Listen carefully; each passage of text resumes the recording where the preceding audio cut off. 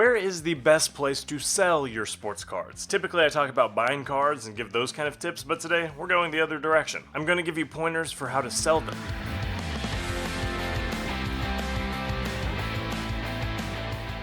Selling your cards is just as big of a piece of the puzzle as buying the cards themselves, and in today's video, something told me that you guys wanted to hear about selling sports cards. Mainly I checked the popular searches of our YouTube audience. So in today's video, I want to talk about my 3 favorite places to sell sports cards, and if you have another place where you like to sell cards, I'd love to hear from you below. Let's dive into number 1. Number 1 is tried and true, and it shouldn't be a big surprise. eBay. eBay has come a long ways in the sports card space, and it's been a place where I've been selling for about 15 years now, so it's always been a popular hub for selling sports cards, but they've really done a lot of investment in the actual collector, the eBay Vault, the eBay standard envelope for shipping sports cards, stamps, etc. They've done a lot of stuff just to improve the overall experience of selling cards on eBay because sports cards, let's face it, have been a big cash cow for eBay. Typically when you go to eBay, and today's probably a bad example, but quite often they have sports cards of some extent on this hero image at the top that's just revolving. They don't today, but they do have a collectibles tab. So if you go here, bang, they hit you with Prism, they show you all the goods. It's really sports card driven, as you can see, just under the collectibles tab. And then if you go to all sports trading card, we have a lot of different options for what we want to explore. Baseball, basketball, football, we can shop by sport, we can buy singles, graded cards, sealed wax, we can learn about the eBay marketplace.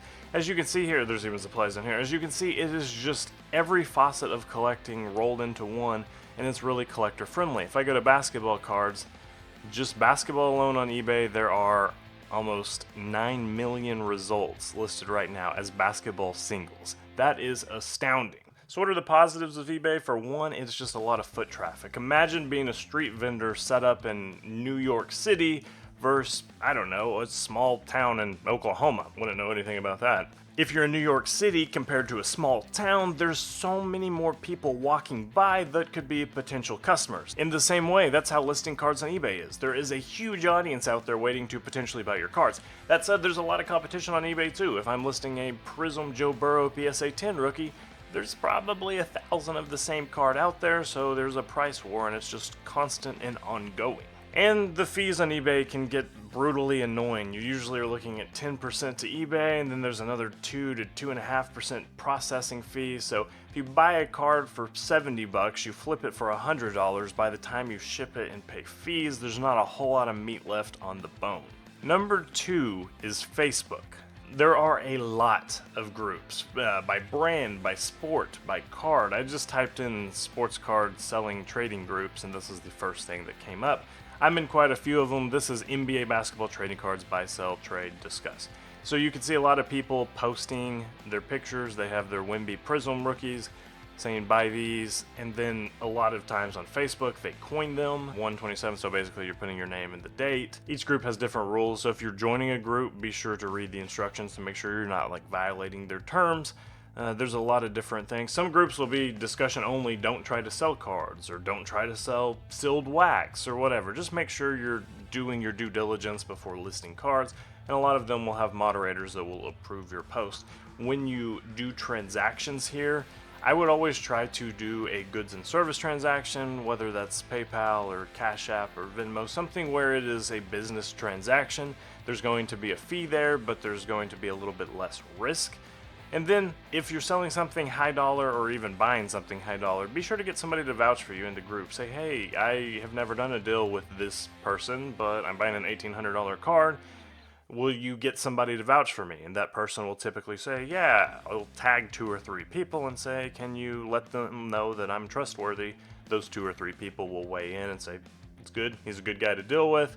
Then you make the purchase and have a little bit more security that you're going to get the card you're paying for. As a seller, be sure to communicate well and keep your buyer in the loop as you go about sending the card to him. Send him the USPS tracking number, send him pictures, do what you can to keep your guy in the loop. Again, there are a ton of groups. Just if you type in sell sports cards on Facebook, there's a bazillion groups. I'm in about 10 of them. These are all groups I'm not even part of, so look at how many darn groups there are out here. And then finally, Instagram it's a way to show off your entire collection. So I just typed in sports cards for sale and Pulse sports cards came up. There's a lot of them if you search under the Instagram search function.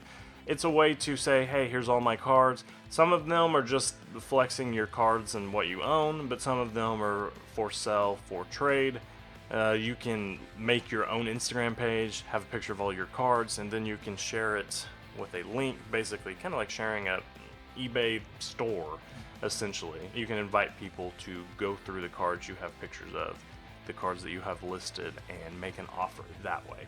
It's not as traditional. I think it's kind of a pain in the butt, to be completely honest. I would never do this, but I do see some people doing this. And in terms of online places to sell cards, it's still one of your best bets. And then finally, the other great place to sell sports cards is at a card show.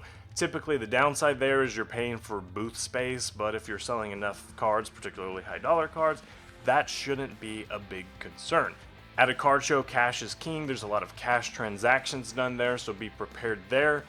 But it's also very good to have a payment processor on hand. I recommend the Square payment processor. This is not an affiliate thing, I just use it a lot.